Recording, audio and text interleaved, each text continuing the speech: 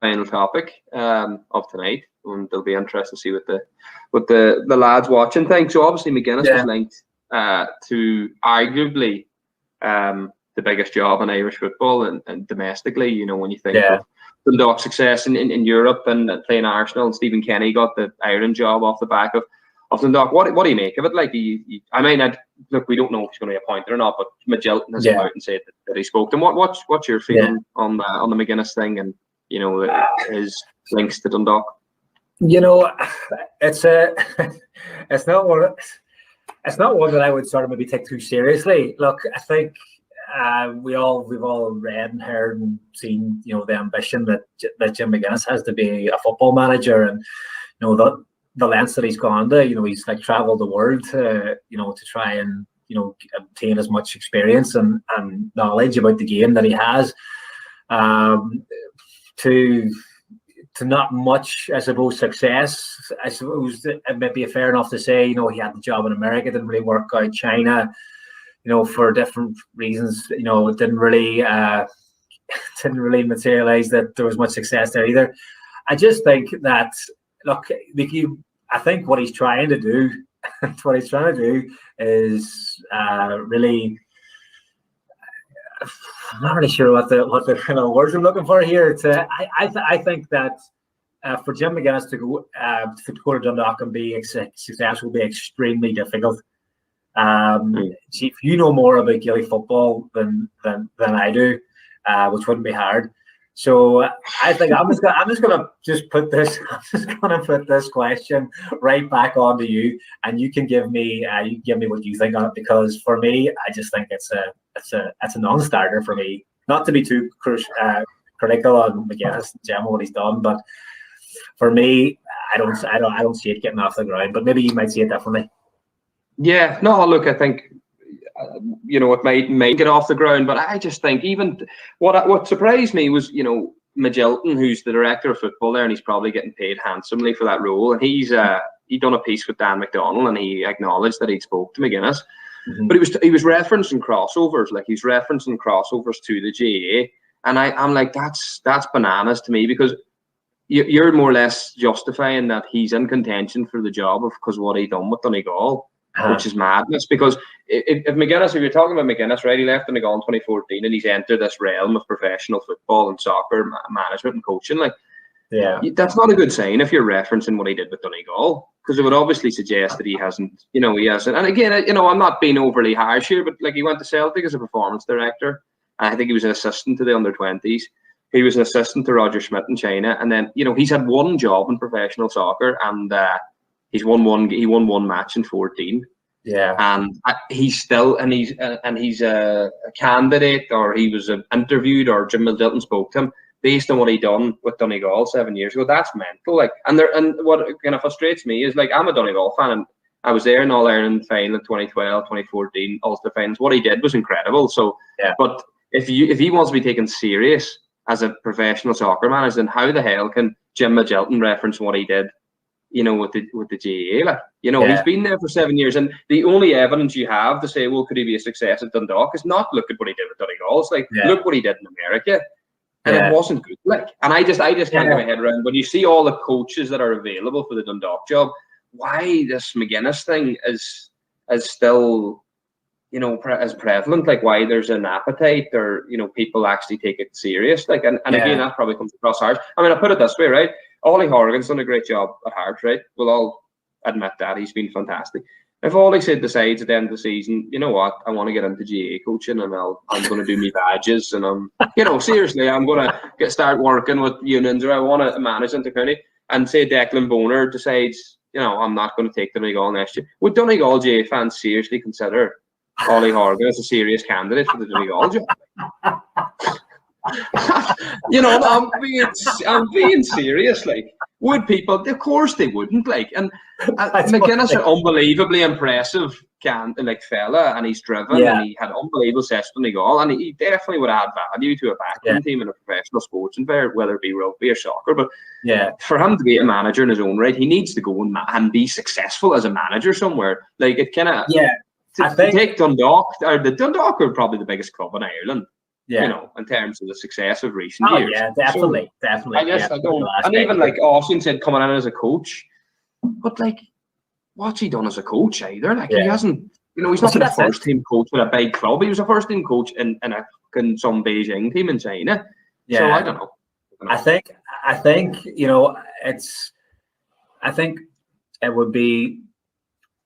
I think he has to maybe start. He's kind of maybe, for my money, he's trying to run before he can walk here. You know what I mean? Where he's just maybe kind of that he's just going to go in at sort of the deep end almost.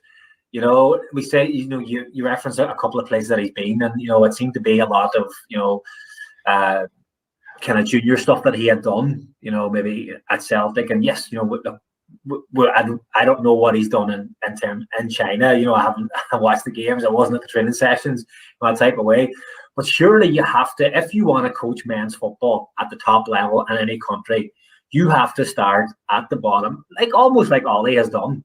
You know, Ollie started obviously at Fan United and coached successful in the country, learned about the players in the country, how to source these players in the country, how to get around the country and find the best players. You know, won domestically, gained respect in certain areas in that, you know, in that realm. And then I suppose that sort of makes your job easier then, you know, because you have a bit of experience, you have a bit great one from Bosch. Great graphic from Bosch. Good man, Bosch on the ball as usual. But like, for me, that's the only way that it can be done. I don't see how you can just 100% go and do your badges. Yes, you have experience of being around loads of setups, but until you have been successful at a club, and again, men's football, you have to. Like, I'm sure there's loads of examples, but switching codes, having that, you know, do you have that credibility as a football manager? Like, you know, someone. Credibility's massive. You're 100% right. Credibility's huge because, for me, I don't think that he has that yet. You know, and the only way to do that is maybe to start at the bottom, to start at a lower rung than Dundalk, than the biggest, as you say, it is the biggest job in the country because of the success they've had, and because where they are at the minute. You know, they had massive success in the 70s and 80s when Dermot Keeley was there as a player under Jim McLaughlin. They're a huge club. And like Shane Ward's making the comment here, would he not be worth a shot until the end of the season, see how it goes? Someone will take a chance on him. See, like, that's the problem. Like, it's kind of, people are blinded by the success he had with Donegal. There's that loyalty there. Like, he's an incredible GA manager, like, and he's a very, very impressive person. You listen to him on the Late Show. He's he's smart, he's driven. But like, why would he get the Dundalk job? Like, when there's so many other lads, as you say, working their way up, you know, taking jobs at intermediate level, taking jobs at first division clubs to get those big jobs. Like, do you know what I mean? Like, I just don't understand why. Like, let's take a chance on McGuinness because he won All Ireland with Donegal. Like, if you think about McGuinness when he got the job with Donegal, why did he get the job with Donegal? Because he had success with under 21s, and before that, he had success with Glenties. So he worked his way up. Like, he worked up his way at the coaching ladder. But I feel like there's a little bit like now that he's a household name in Ireland, and that all of a sudden, you know, I've been at Celtic, I was in China, I'm going to take a top job here in the League of Ireland. And I've said it before, it would inject huge interest in the League of Ireland because of how big a character he is, and he is a very, I don't know, you know, when he talks, you definitely do listen to him. He's got that presence and that aura about him. But you know, you can only judge him on the evidence of what he's done. He managed one team, and it was in America, and you have to say he was out of step.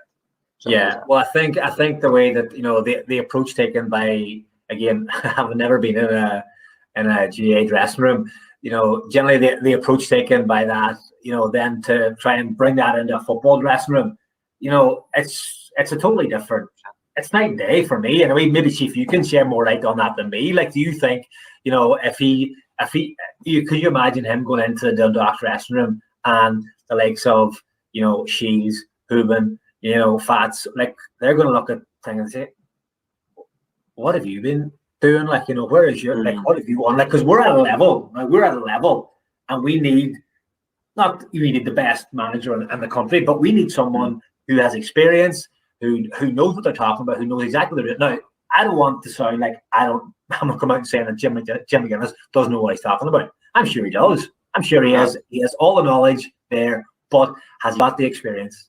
And that's just what of working with that type of player in this league, then I don't know. Yeah, no, I think what you're asking me as well is maybe about, compared to, we know when Magilton's chatting about crossovers, like, there's crossovers are dealing with players, but in a professional environment, like say for example, Paddy McGrath there for Donegal.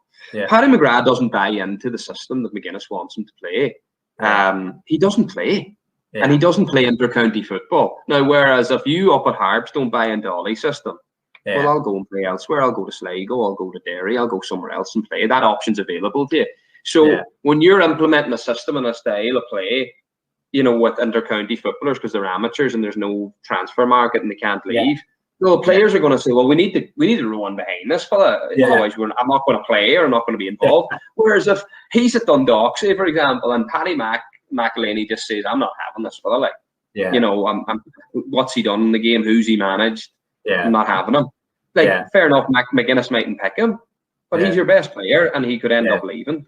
That's the challenge you have when you're crossing over. It's not just a case of, and I think, by the sounds of McGuinness and the way he managed, he certainly managed where he have control. And all managers like to have control. Ollie has control. Do you know what I mean? But I'm just saying, when you're dealing with contracts, money, a free transfer market where your best players can go, all those different factors, he just doesn't have experience. That's what I'm saying. He doesn't have the experience of doing it. And that's why I can't get my head around how he'd be earmarked for the top job. And, why not, as you say, go back and take if you're serious about managing and professional soccer, you got to start from the ground up, Chief. I think so. 100%. Frank Craig makes a good point there. Chief, it's Neve Connell. If you call them Glenties, they go mental, apparently. So, well, I'll continue to call them fucking Glenties then. Fucking Glenties as well. Aye, absolutely. Many's a battle outside the limelight, Chief. Outside Nighthawks.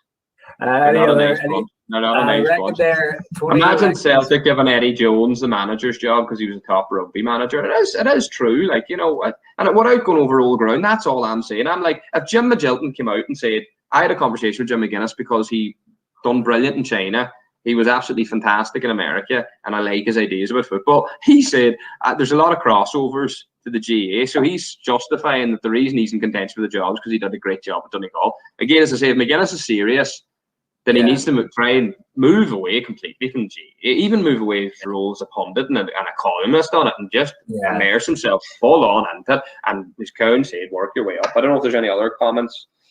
Any jumping out on me? There's a few references there about the dock will be destroyed end of the season. Shields and hooping for Linfield, fast for Derry. Tony McNamee's coming with that one. Any others jumping out there, Chief? Jared McLaughlin's came up there. He said he coached an underage team at Celtic, was assistant to Schmidt, a top class European coach, and has a pretty much completed his pro license. Yes, the American thing was a disaster, but, and I'm not being contrary fucker here, I actually think the man would be a success in soccer. He didn't get that pro license because he was a GA manager. But it seems to be sure, I could get a pro license. Like, I mean, a pro license is a license. I mean, if you never get a pro license, the thing I think we all have driving license. We all have driving license. Doesn't mean we're good drivers. No, look. Anyway, you take McLaughlin's point because me and him have history, so I'm going to be all right because he's at you here, right? He's at me. You dissect that. You dissect that point. There. Go on. He reckons now Jared McLaughlin. He's a big soccer man. Yeah. He's saying McGuinness will be a success because he has a pro license, I think, and that he worked under a top class coach. Here, take you that hook out of your mouth. I'll answer this one to Jazzy here because you're all over it. Now, look, I think, look, let him be. We're not saying that Jim McGuinness can't be a soccer manager. But I'm saying, I think Chief is agreeing with me here. Not at the lock now. Go somewhere and be a successful soccer manager, manage men at a lower level, and because I find like it's like what gives him, where has he got his experience, or where has he got his success from that he deserves the biggest job in the country? I think that's kind of what we're saying here, and I think that's yes, he's got his A license, but as you say, like, plenty of lads have a license, like McLaughlin's friend does one of them, doesn't he? Willie O'Connor. Willie O'Connor. Well, see, look, but yeah, you look at Willie O'Connor. Oh, he's doing it right. Like, he's gone to Shells, and now he's gone as assistant Why manager. should Willie be? Why should Willie be counted for this job then? Why isn't Willie O'Connor's name not in the mix for the Dundalk job? You know. So that's what I mean. That's the kind of point I'm saying. These lads are making, like, Willie O'Connor's working his way up the ladder. You know, different coaches are doing it. That's just kind of, I'm taking offence at well, not offence is the wrong word to use, but just that he would be earmarked. McGuinness has been earmarked for the biggest job in Irish football because of what he done with Donegal. If Jim McGuinness was a success, you can't write off the American thing either, Jazza, and be like so blasé about it. Like, oh, the American thing was a disaster. That's the only job he had, and it was a disaster. Like, so why would he say, well, look, forget about that American thing. That was a disaster. We'll come in Dundalk and everything's going to be better for you because it's. Because it's in Ireland, you're dealing with Irish players, whatever. Like, there's a multinational dressing room at Dundalk too. So he's, I don't know. Look, he could be a success, but as Cowan says, he needs to work his way up. You shouldn't be why should he be cherry picked the top job in Irish football just because he's Jim McGuinness and just because he was a brilliant GA manager for Donegal? Nonsense. Yeah, I think Brian Cody was a brilliant Kilkenny manager. Sure, will fucking give him the Shamrock Rovers job next season if he steps down. Can you? I'm gone. I'm gone. Donegal did not want. This is not a GAA podcast, by the way, but we've invited the topic, so we sort of have to. I'm going to let you take this one as well, Chief. Donegal did not want Jim as manager, and he proved no one went wrong. They've gone the pot since. Right, so they should go back to Donegal then, is that what we're saying? Jim for Donegal. I'm not Dundalk. Here. No. Look, no, without dissent, like, it's been a good conversation. I think there's been a lot of good points. He's not getting the Dundalk job. We all know that. Jared says Fox is a wee bit rattled tonight. I'm a wee bit rattled tonight. No, but it's just, again, as I say, even for him to be seriously considered for the Dundalk job or have a conversation with Jim Magilton, I think that's madness. I think if he is serious about being a soccer manager at a high level, he needs to do his time, work his way up like everybody else has. So he has that experience. Like, he had it as a GA coach. Like, he didn't just one day decide to be the Donegal manager and get the job. He had the success. I think as well. The type of character Jim Magilton seems to be, he's probably invited this type of story, and it's creating a bit of talk. It's Dundalk as a talking point, which he would love, obviously, for his position. So yeah, look, no, I don't think we'll see Jim McGuinness at Dundalk, but look, there's no reason why Jim McGuinness can't manage in the top league of Ireland at some stage with the team. Maybe Dundalk in the future, who knows? But we'd like to see a bit of experience first, I suppose, before we give him the seal of approval, which he'll be looking for, no doubt. 100%. Like, I mean, this is going to knock him for 6 when he gets word. When he gets word down and he'll be devastated when he hears this. He'll be devastated. The lads of the Silverware are raging at the fact that he could be entertained as the next Dundalk manager. He'll probably just pack it in. He say, well, that's me gone. Anyway. If I didn't get the seal of approval from the two boys, that's me. Look, as I say, outstanding GA manager.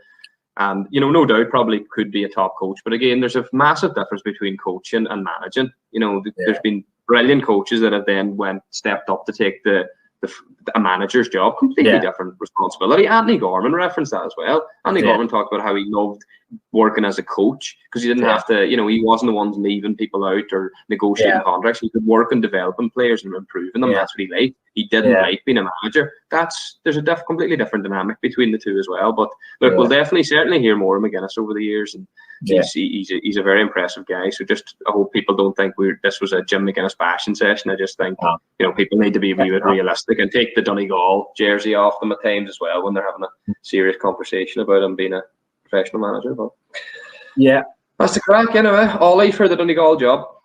Why not? If we're crossing over, why not? Now, look, I think so used to can be for black eyes when Jim meets us. I don't think Jim will be too bothered with us. I think that's something for sure. He'll not be taking our comments.